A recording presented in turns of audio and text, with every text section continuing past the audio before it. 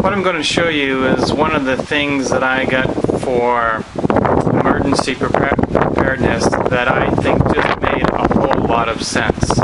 And what that is this propane natural gas conversion kit I got for my standard generator I bought at Home Depot. I bought this generator, Home Depot. The best time to buy a generator at Home Depot is after a hurricane or a tropical storm, because what happens the day before the hurricane or the tropical storm, everybody runs down to Home Depot and they buy every single generator gas can that they can find. They fight over them, they guard them while they're in line, while the other person going against the gas cans. It is complete chaos. The best time to buy it is the day after the hurricane, when everybody is bringing back the generators that they used for one day. And so then it's used and they can't be sold as new. So I got this 5,000 watt, let's see if it's got a label on here. It says it's a Coleman brand. It's a 5,000 watt, 6,250 peak generator for half price, $400 at Home Depot. It worked great. Fired it up in the store, no problems.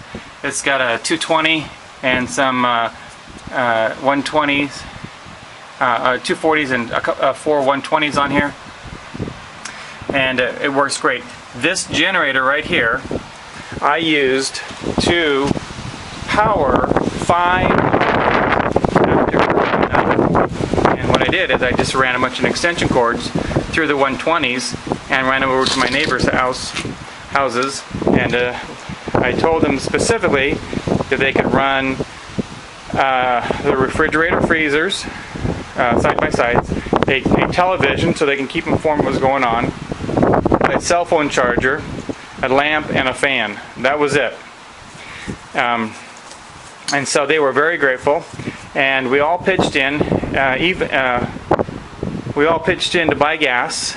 Some bought more gas than others. Some were more generous than others. It's good to get to know your neighbors in an emergency. But anyway, we were paying $4 a gallon for gas during Hurricane Ike. And this generator holds a 5-gallon gas, and at 5,000 watts, it burns through 5 gallons of gas in about 12 hours. So do the math on that, and we were out of power for 2 weeks, 14 days. That adds up to be a lot of money. Then one of my neighbors went to go get gas. She sat in line for about 4 hours, pulled up to the gas tank, and they had run out of gas. The car before him took the last drop of gas. So she got in line the next morning at 5:30 to get some gas. Now, I had ordered this conversion kit before Hurricane Ike, actually a month or two before, but I didn't get it until after because they were hit by Hurricane Ike and weren't able to get it to me. But what this allows me to do is to use my natural gas that comes into my house instead of having to buy gasoline to run my generator. Now I can run my entire house. I've got my house wired, so I can run my entire house off my generator. And I can pay pennies, okay, for natural gas. Now I have a friend who had a 7,000 watt generator, and he's got some parents that have to, be air conditioned and taken care of. So he ran his generator 24/7 during Hurricane Ike, and he paid about $500 in 2 weeks for gasoline.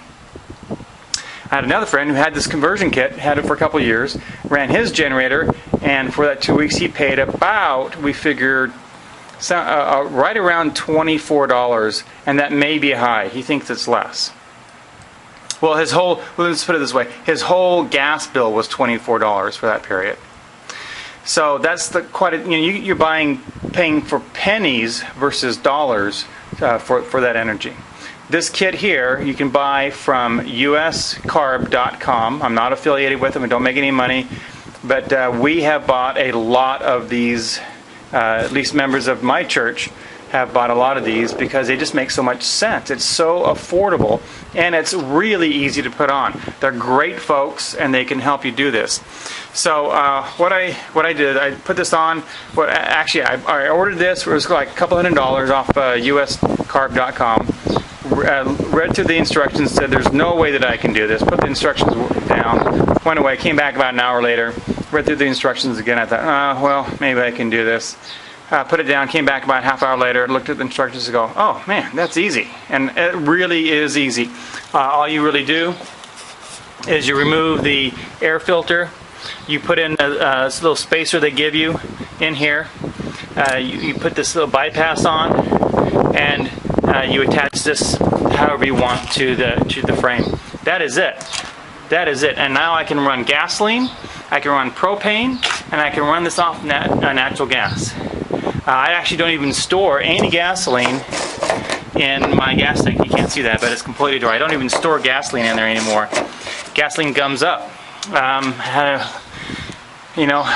We all have to learn either by somebody else or by our own experience, and I learned by experience that I want to put gasoline in the generator because it will cause problems if I start it up. This one I start up about every 6 months, let it run, hook up my natural gas, let it run for about 20 minutes, make sure that I'm getting full power from whatever the unit is on here that causes the power to be generated, and I'm in good shape.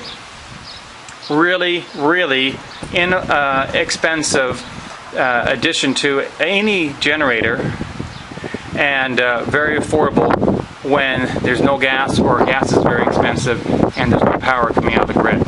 So let me show you what I keep with the generator. I keep this cable. It's a 220 or 240, and I've just this is one I had from a previous generator, and I sold that one. Like I said, it wasn't generating power, but the motor was running great, so somebody bought it for me off of Craigslist. I keep that there so I can run this cable from the 240 outlet on the generator. On this side I showed you earlier. Let's plug it in. I start up the generator, let it kind of settle down for a couple minutes, plug in the 240 cable here, and then I plug it into the connection I have to my house. To the house and turn on light switches, run my computer, my lights, my refrigerator, microwave, everything is normal. Everything we can't run is the full-size house air conditioner and a hair dryer. Something else I have is this. This is a dedicated crescent wrench that I keep for turning gas on and off, and also for tightening up this connection right here. This connection here, this goes right into here, and screw that in, and then I take this over to the connection on my pigtail I put on my gas meter. I'll show you that here in just a second. The last thing I keep with my generator is this. It's a very thick coated security cable with a lock on it, so my generator doesn't walk off when I'm not looking at it. Of course, it's really easy to tell when the generator is not working because it gets real quiet and all the lights go out. Let me show you the connection on the side of my house. Okay, so this is your typical gas meter, and what I've done is I added this to it. And all this does is every gas meter has a little pigtail here, and all I did is I went down to Home Depot and I got something, I think this is a 1/4 inch, something like that, and then I bought this little elbow, then I bought this connector, and I bought this on and off valve, and then I bought this, and then I put this on there. So anyway, I created this elbow for I think maybe 15-20 bucks, and now I can just turn on and off my gas right from here. You can also put a cap on here, and you may also get some that have a lock on here. Haven't had any problems with anybody messing with it in 3 years, so I'm not too concerned about that right now. But anyway, completely legitimate. The gas company will not come out and do this. This is a homeowner installation item.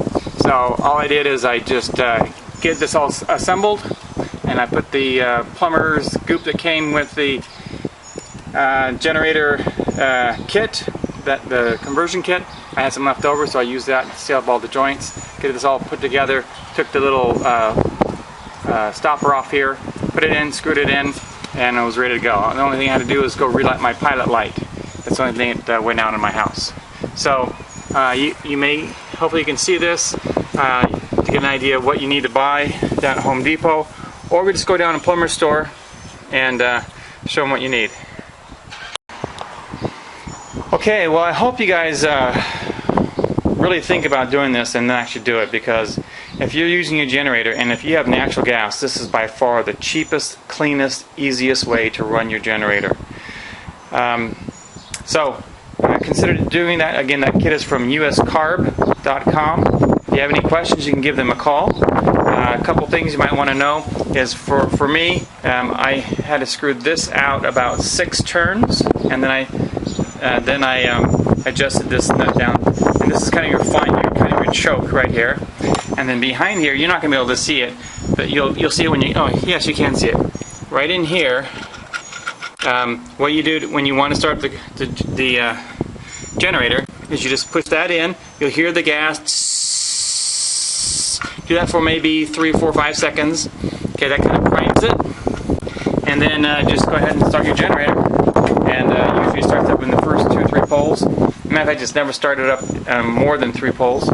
Usually first pole. And you're up and running. It runs nice and smooth and clean. So that's a carburetor kit that runs a propane gas, a natural gas, and of course you can put gasoline in the gas can there from uscarb.com. Don't forget your cables. I just go ahead and ordered this cable here, this hose, when I bought it at the same time. You may be able to get it somewhere else. Again, this is really low pressure stuff. This is way, way, way overkill. My nephew, he just went and got a gas hose that you use like on your gas dryer down at Home Depot, and probably saved a ton of money. Get something to lock it down on. And then if you're going to be hooking up to your house, I'm not going to do a video about that, but get a 240, or if you just want to run a bunch of extension cords, which I didn't want to run, then you're going to run a 110. Hope this helps. LDS Prepper out. There is one other thing I want to say, and that is I was able to help my neighbors with extension cords because I was prepared. If you're prepared, you won't fear, you won't stress, and you'll be able to help other people.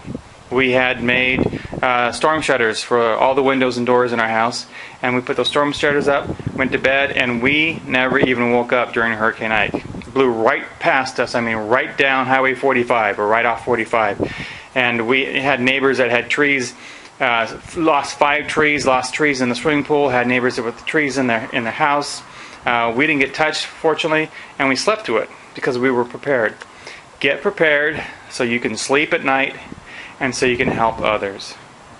LDS Prepper out.